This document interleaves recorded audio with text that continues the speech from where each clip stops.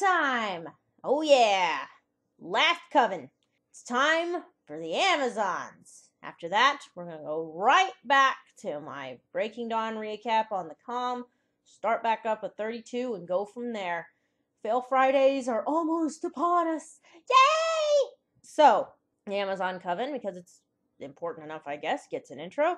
The Amazon Coven consists of 3 sisters, Kachiri, Zafrina, and Senna. Again, I apologize if I'm not pronouncing that correctly. All natives of the Pantanal wetlands. Again, apologize if I don't pronounce any of this correctly. The sisters never interact with humans. Why do you say the sisters? That still makes me think of terrible things. Never interact with humans except when hunting.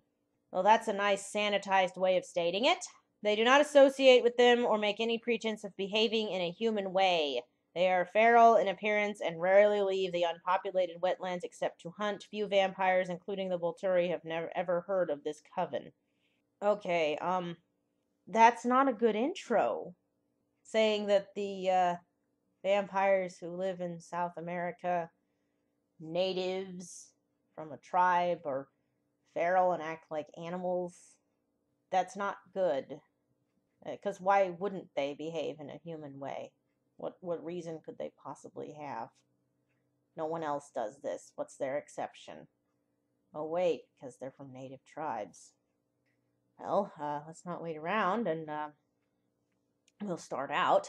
And we're doing Kachiri first, and she doesn't have a picture because she wasn't even in the movie. So I figure for these guys, we'll just, for the whole thing, put up a video of the 2 that were... Oh my god. Did I mention that Meyer produced this one and so kind of had creative control over all the images and pictures and what everyone looked like? Sweet friggin' Christ. Meyer, why didn't you just go with this?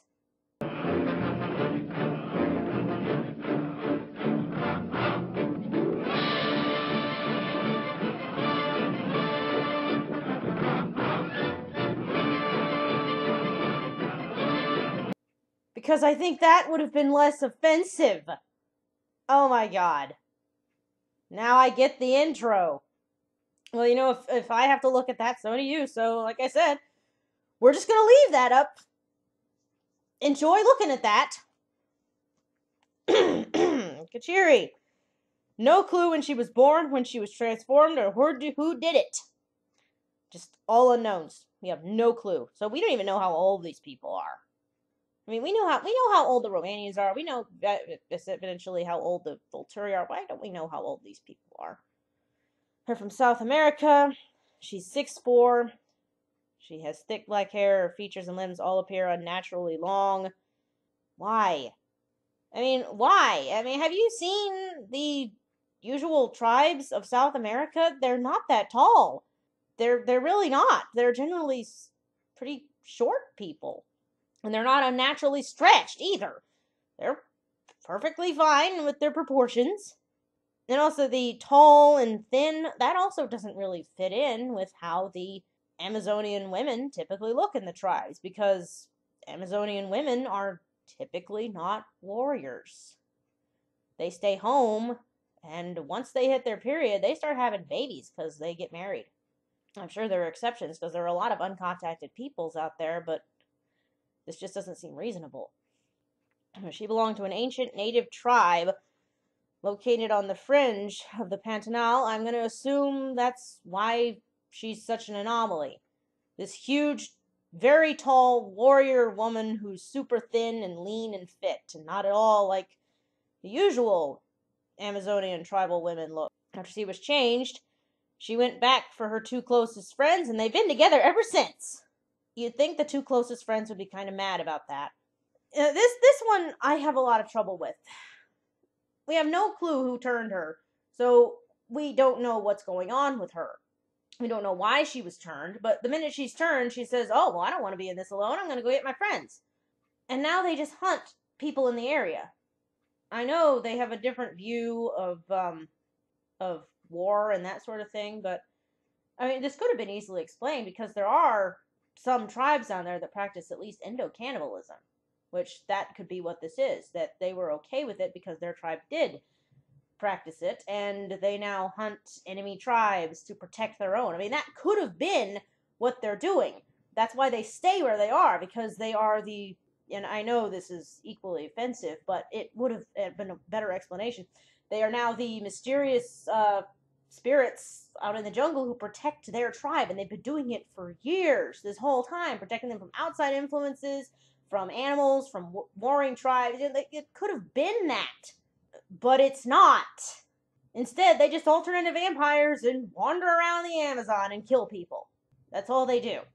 And I really don't know how Carlisle knows about these people, but the Volturi don't. Granted, the Volturi don't know about a lot of things because they're dumb, but anyway, their self-sufficient way of life has kept them a secret from most other vampires. Their self-sufficient way of life. The way they live is exactly like all other vampires. They wander around and kill people quietly. So how has that kept them hidden? But other vampires, it hasn't. Carlisle and his family discovered them in the 1940s while on a hunting trip. Oh, that sounds so awful. Look out, folks. White man coming through to discover the ancient native savage tribe in the Amazon of vampires we didn't know that existed until now. Here comes Carlisle, great white hunter. And the Cullens' interest in large animal game brought them to an area other vampires dismissed for its lack of human prey. So why were Jasper and Emmett being so eager about getting to wrestle anacondas and hunt jaguars? They've already done it. Alright, they brought them to an area other vampires dismissed for its lack of human prey. There's plenty of human prey in the Amazon. All those uncontacted peoples. And the Amazons were quite taken with Carlisle's gentle, friendly manner. Why? They just are, okay? Because everyone's charmed by Carlisle. Yeah, he's about as charming as a snake. And then we got the other two. Senna, she's the shortest at 5'11". Her clothing is homemade from animal skins. It shouldn't be, because we all know how Amazonian tribes typically dress. I'm not going to put a picture up because I don't want YouTube to get mad at me. She has no supernatural ability, and she's part of a coven with her sisters, Kachiri and Safrina, and that's it. She doesn't get any kind of profile whatsoever. And it's the same with Safrina. Her profile is almost exactly the same. 6'1", illusory talent. Her range includes anyone in her eyesight, and that's it. That's all I get. But, I can't really say I'm sorry about that, because, that means I don't have to look at that picture anymore. Oh. And that's it. That's it. That's literally it. They're done.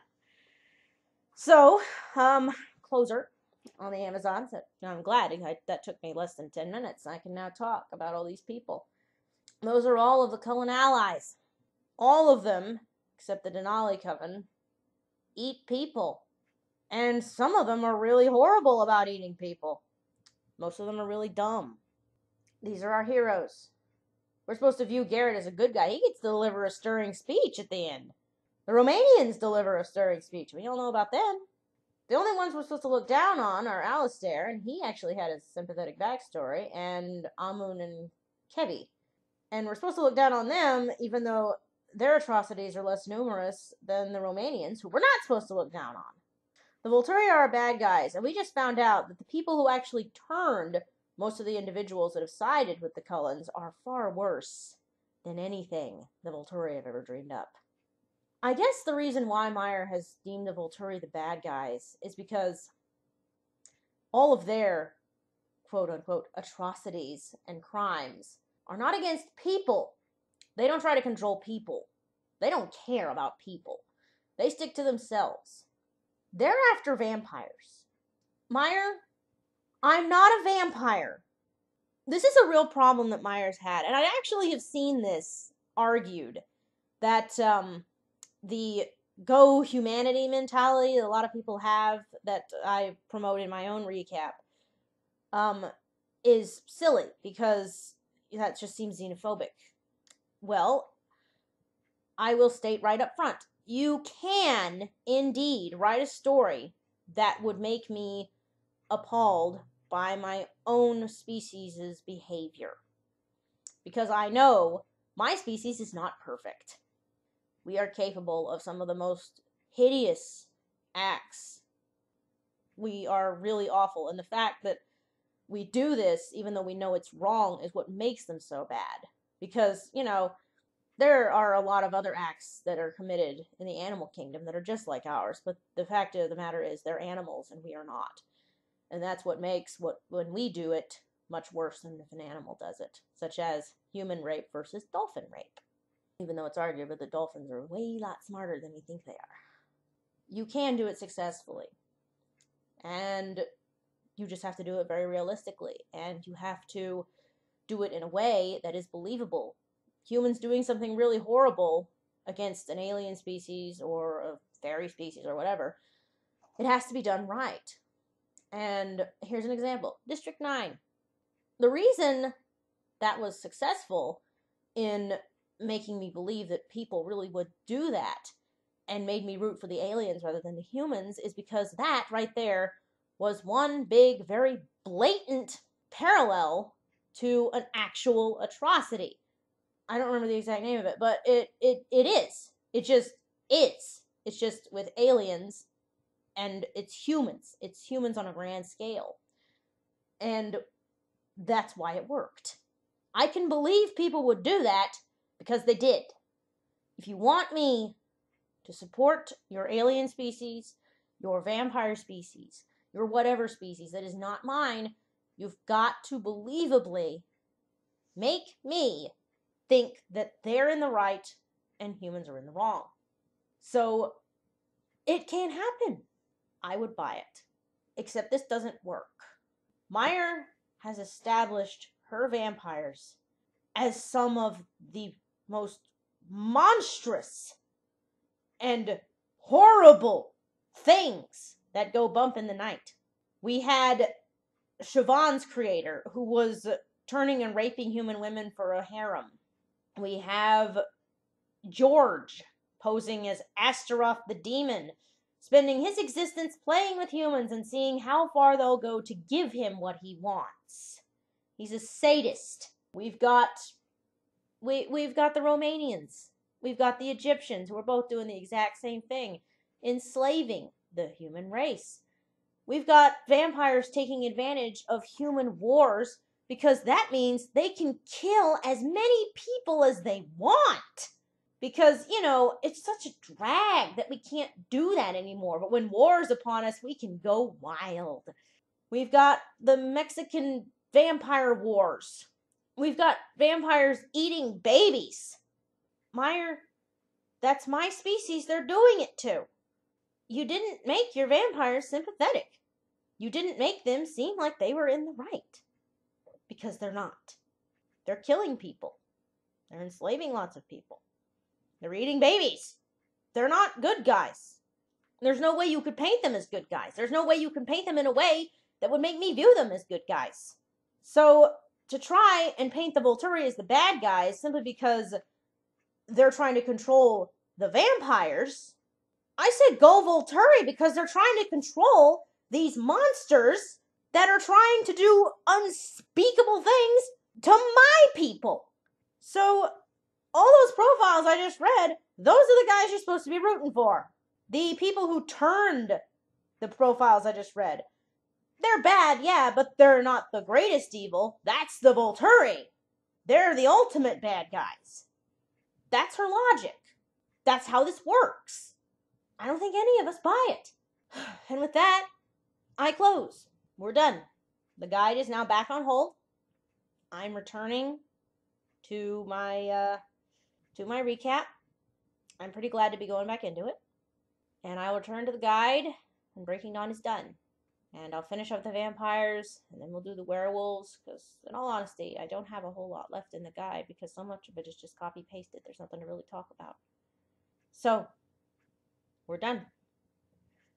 I will see you all in the Breaking Dawn recap.